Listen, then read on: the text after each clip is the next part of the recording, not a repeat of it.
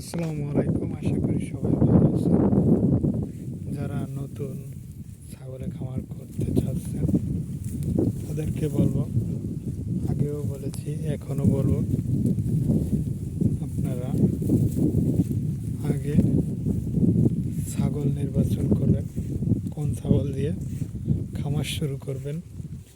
আমি বলবো ফার্স্টে দেশি ক্রস জাতের ছাগল দিয়ে শুরু করবেন।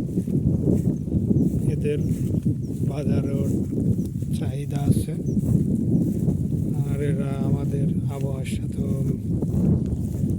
ভালো খাপ খাওয়ায় নিতে পারে।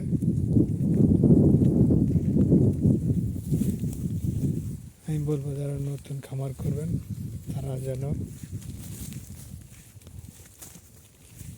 ছাগলগুলো হাট থেকে না ক্রয় করে যেন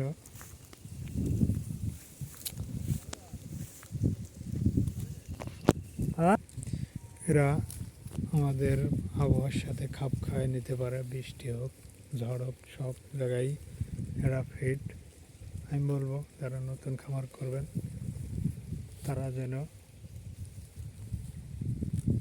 একেবারে খাঁটি, হয়তো দেশি ছাগল না হয় ক্রস জাতের ছাগল।